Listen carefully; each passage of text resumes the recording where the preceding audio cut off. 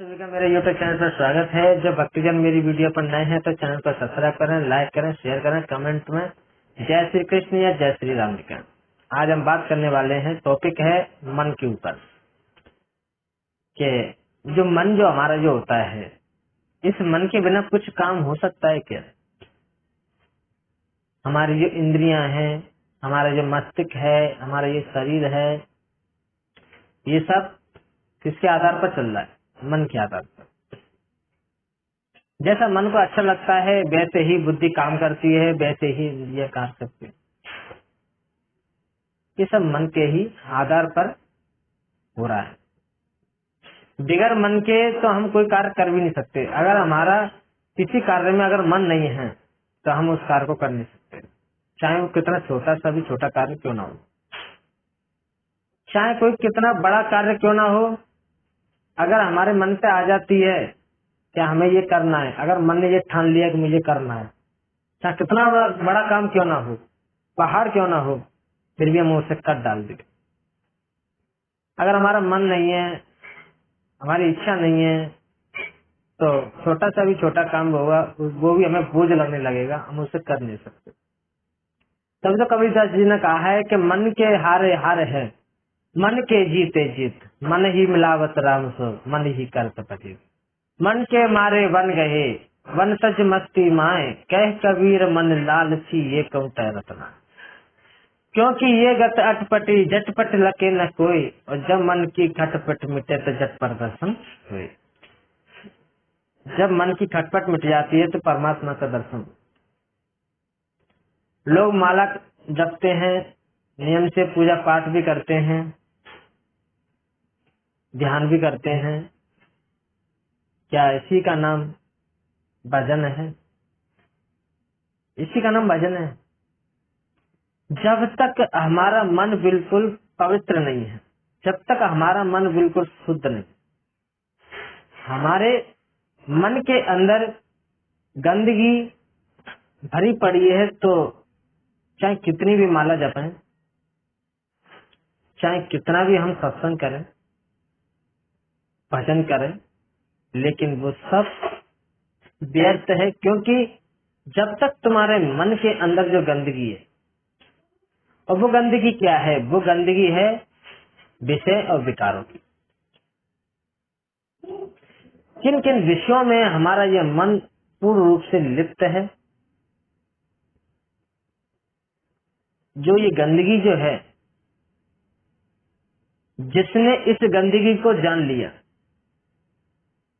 तो मन के अंदर जो गंदगी है विषय विकारों की, वो किस प्रकार से हमें हटानी पड़ेगी, किस प्रकार हमें हटानी चाहिए? जब ये मन प्रभु के चरणों में लगे।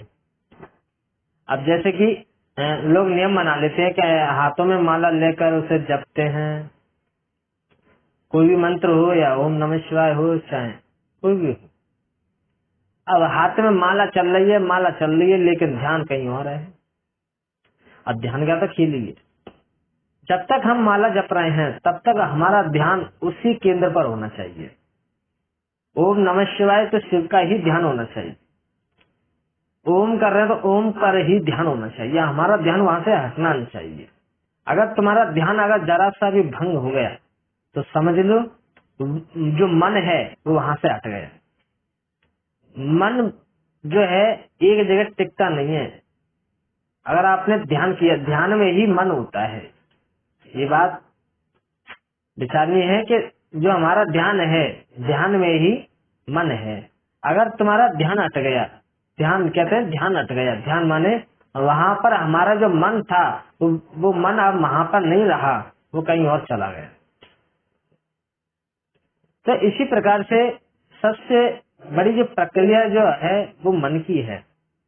जिसने इस मन को साध लिया, मन का प्रयास करो, माला जपने से कुछ नहीं होगा। जिसने मुख्य चीज को अगर साध लिया, मुख्य चीज क्या है,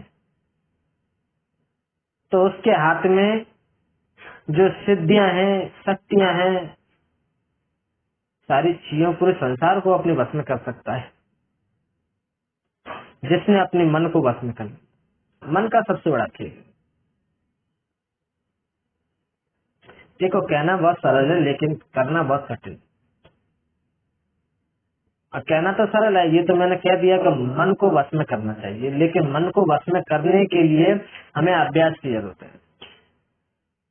अभ्यास की जरूरत है, बार बार उस पर हमें ध्यान देना होगा कि कहीं ये भटक न जाए।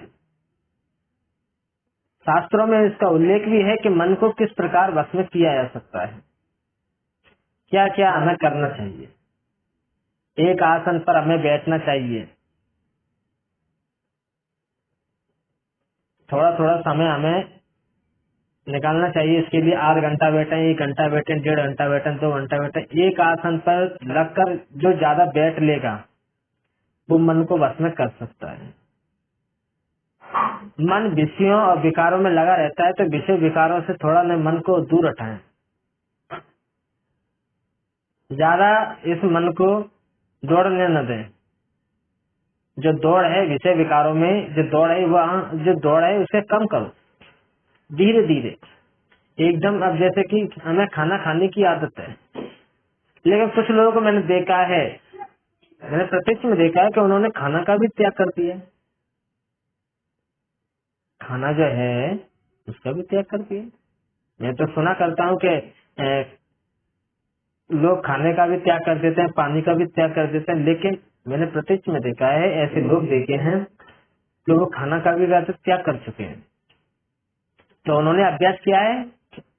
अब जैसे 4 रोटी खाते हैं तो 3 रोटी खाने लगे, फिर 2 रोटी खाने लगे, फिर 1 रोटी खाने लगे।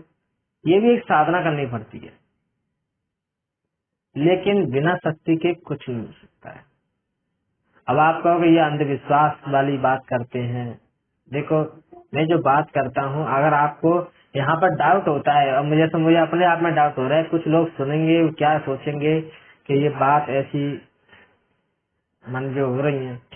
देखो जो बात है वो मैं आपको बता रहा हूँ। अब मैंने भी करके नहीं देखा है, लेकिन मैं बता रहा हूँ, मैंने तो देखा है। ठीक है, इस बात पर आप ये के ज्यादा ना ध्यान दें, लेकिन मेन बात यही है कि मन जो हमारा है वो किस प्रकार हमारा वश में आना चाहिए। मन को जिसने अपने वश में कर लिया वही भजन कहलाता है। एक गाना था, छोटे मैं जब छोटी कक्षा में था तो जो किताब जो कॉपी थी उस पे लिखा था, मन की तरंग मार लो बस हो गया भजन। बहुत सुंदर था वो भजन। तो मन की तरंग मार लो, जो हमारी मन की जो तरंग है, मन इधर उधर भटकता रहता है विषय विकारों में, जिसने इस मन को उन विषय विकारों से दूर कर दिया, अब मन को अपने वश में कर लिया, ये तरंगे मार दी, तो ये समझ लो ये सबसे बड़ा भजन है। मन हमारा विषय विकारों में ही लिप्त है, हम पूजा पाठ करते हैं, माला जपते हैं, ये सब व्यर्थ है। इसीलिए हमारा ध्यान जो है वो मन पर होना चाहिए कि मन को वश में कैसे किए जाए। हमें वो आदतें अपनानी चाहिए कि मन हमारा स्थिर रहे।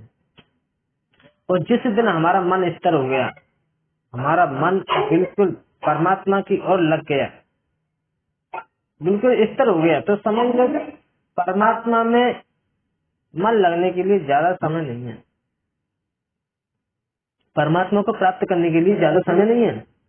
परमात्मा अपने आप प्राप्त हो जाएंगे। देखो अपने आप को जानना, जैसे अपने ये छोटी मोटी बात है, छोटी मोटी बात नहीं, बहुत बड़ी बात है ये।